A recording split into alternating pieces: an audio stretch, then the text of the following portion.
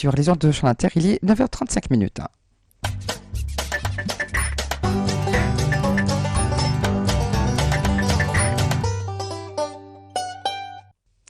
Et aujourd'hui, nous avons le plaisir d'accueillir le professeur Hicham Gerari, chef du département de communication à la faculté des sciences et techniques de Mohammedia. Bienvenue. Bonjour, madame. Merci de répondre à l'invitation de Chant Inter. C'est toujours un plaisir de vous avoir parmi nous. Alors aujourd'hui, nous souhaitons discuter des soft skills. C'est vrai que ces derniers temps, c'est très à la mode. Alors moi, cet effet de mode, ça me fait toujours peur. C'est comme les coachs. Alors quand on parle des soft skills, juste bien sûr, ces compétences non techniques, de plus en plus demandées sur le marché du travail, il faut le rappeler. Mais qu'est-ce qu'on veut dire par soft skills ? Soft skills, d'abord c'est un anglicisme, oui, c'est plus facile de l'employer, ça fait très joli de l'employer. Oui. Ça fait in. Ça fait in, voilà. Ça tape dans les oreilles et c'est tant mieux.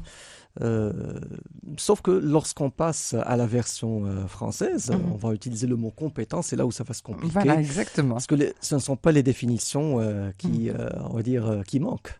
Vous avez dit compétences non techniques, effectivement. Absolument. Mais ce sont effectivement c'est plus que cela. Hein. Ce sont des compétences hybrides qui associent l'aspect comportemental, l'aspect relationnel, les traits de personnalité, l'agilité. En tout cas, il faut intervenir beaucoup de choses et c'est la raison pour laquelle on trouve beaucoup de définitions. Oui, on parle aussi de comportement.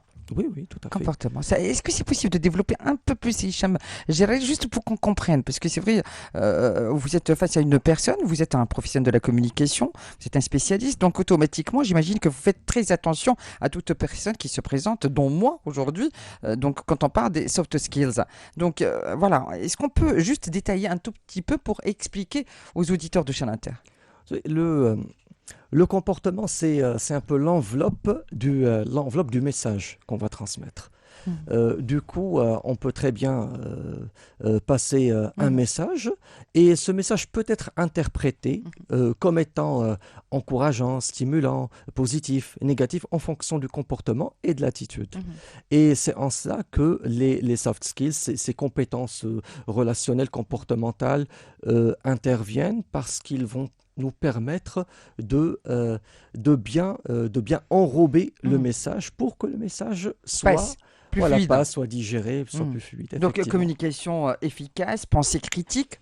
Pensée critique, oui, effectivement. Résolution de problèmes. Là, nous sommes à des niveaux supérieurs dans les soft skills parce que c'est là où on découvre qu'il y a un aspect effectivement académique, qu'il y a un aspect qui dépasse ce qu'on fait dans la vie quotidienne et qui mérite d'être développé davantage.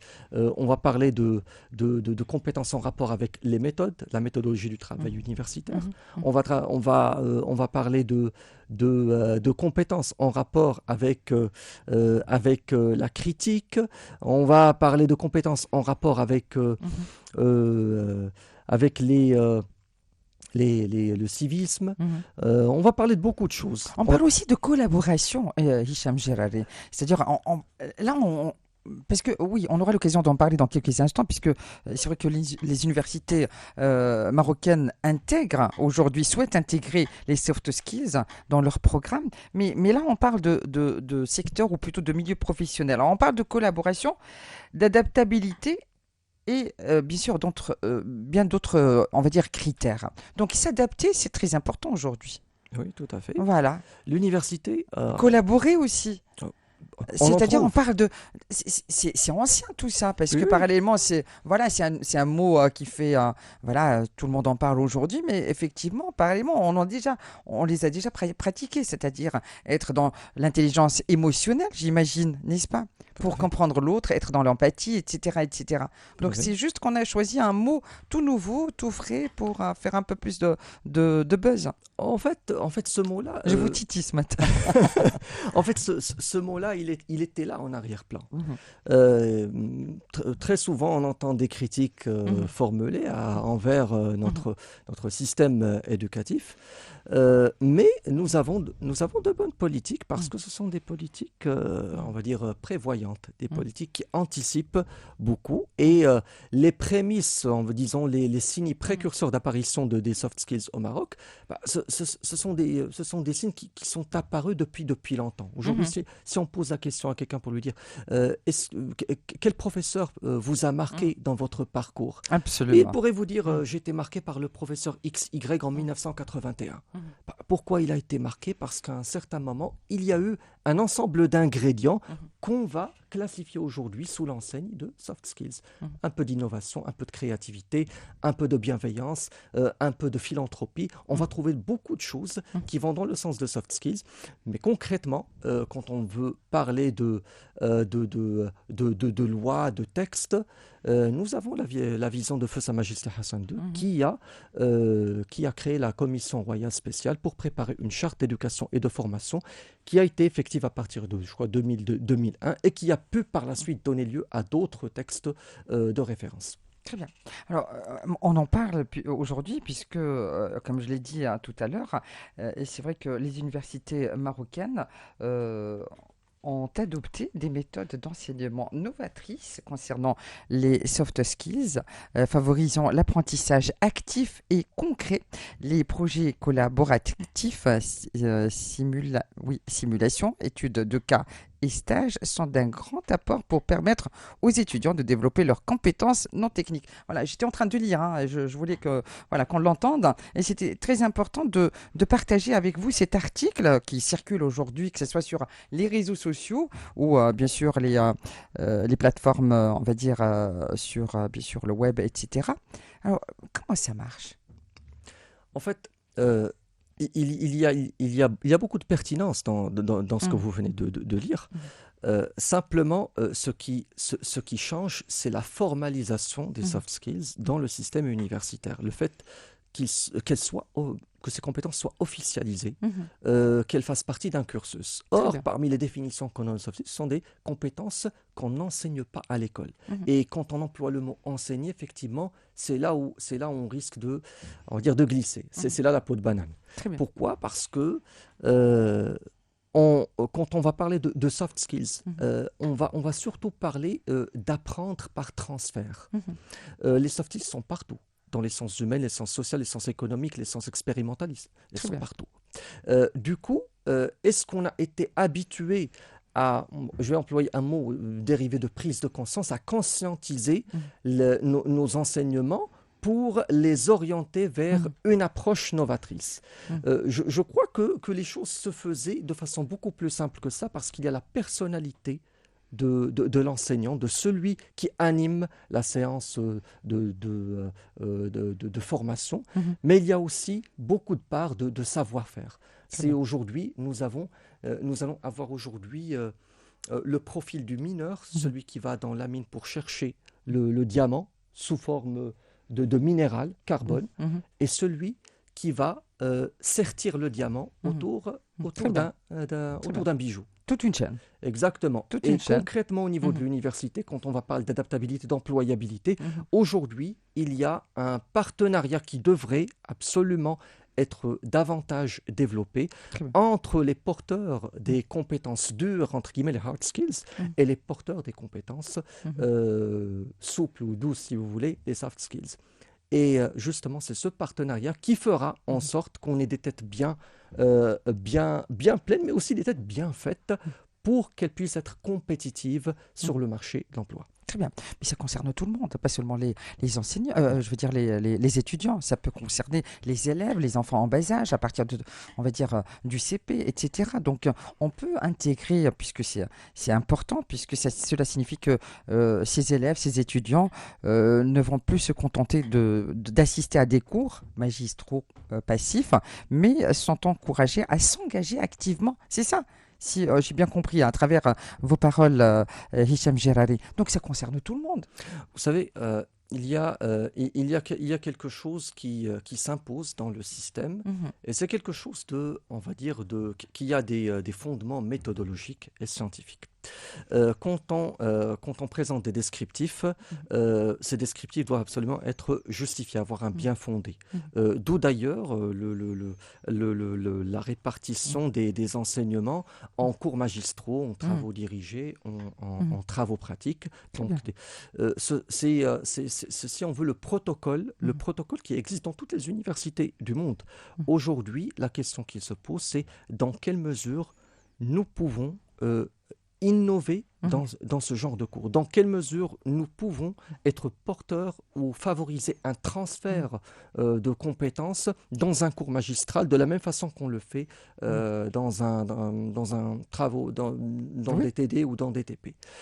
Et c'est là où la question de c'est là où on va trouver l'innovation, on va trouver les moyens, la technologie, on va trouver beaucoup d'ingrédients qui seront à la disposition de l'environnement d'apprentissage pour que cet étudiant puisse effectivement peut-être développer quelque chose qu'il a peut-être raté dans son enfance, c'est l'épanouissement. Très bien. Donc, ça ne concerne que les étudiants. Ça concerne tout le monde. Pour le moment. Ça concerne les étudiants et ça concerne aussi les enseignants. Nous, enseignants, ça nous concerne aussi. Pourquoi ? Parce que nous avons des catégories, nous avons des vétérans, nous avons des seniors, nous avons des juniors.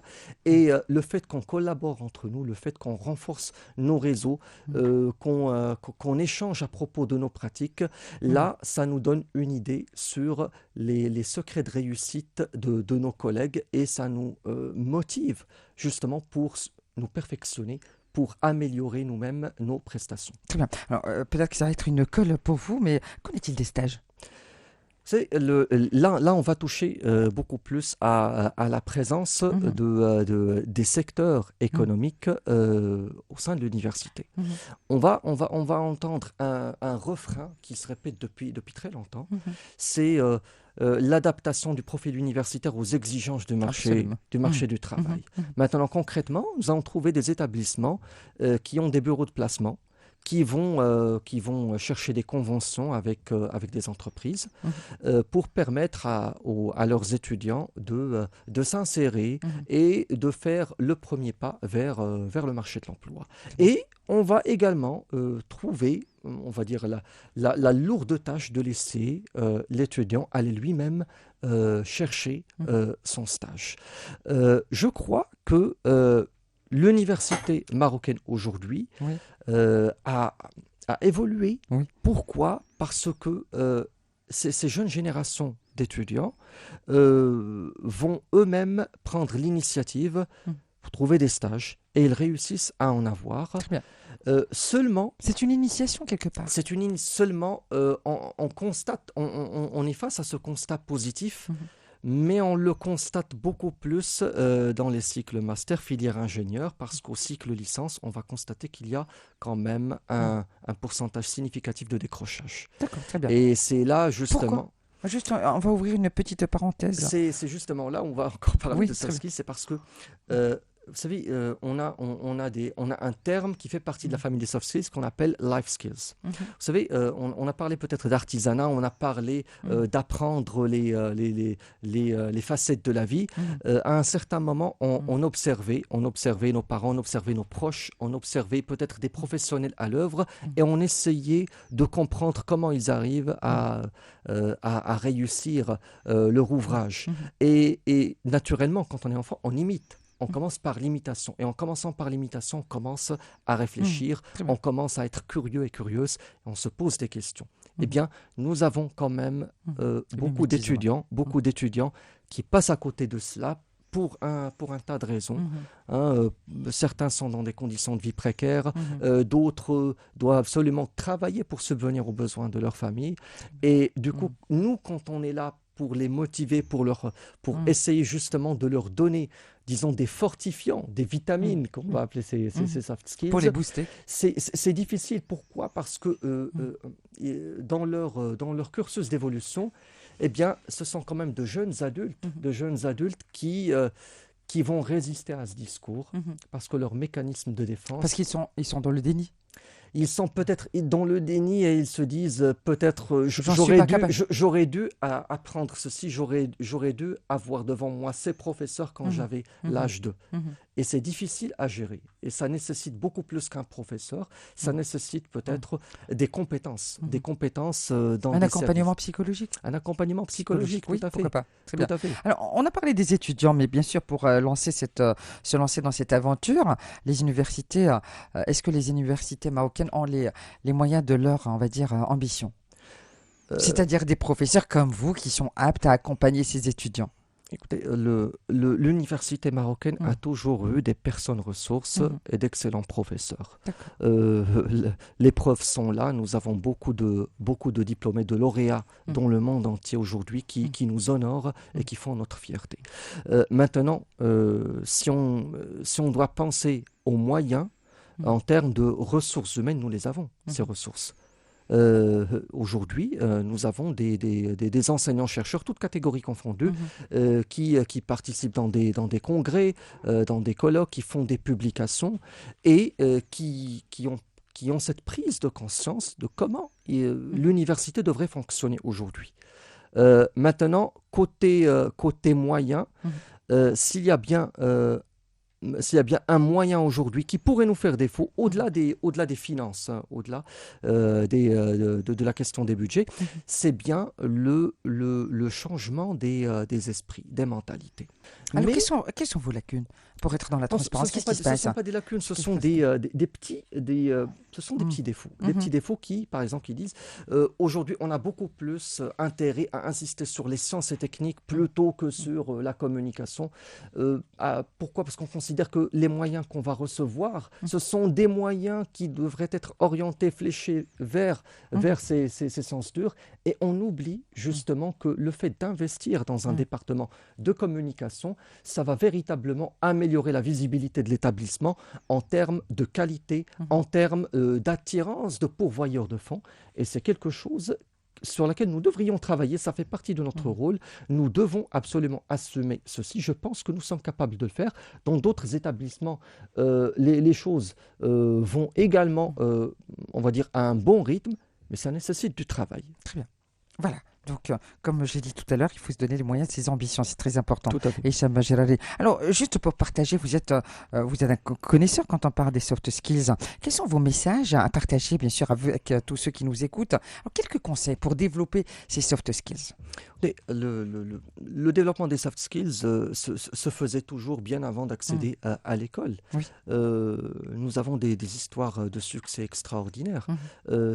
Ça commence peut-être par les loisirs. Mhm. Aujourd'hui, nous avons des jeunes qui pratiquent du sport, qui pratiquent du football, du basketball, de la Mhm. natation. On peut se dire, mais finalement, qu'est-ce qu'on peut bien apprendre en Mhm. pratiquant ces sports? Bien, on peut apprendre beaucoup de choses. On peut apprendre des compétences qu'on pourrait transposer par la suite dans notre vie académique et professionnelle. Je vous donne un exemple. On parle aujourd'hui dans la gestion des projets, on parle d'échéanciers, Mhm. de respecter des délais, des normes. Mhm. On parle de timing. Mhm.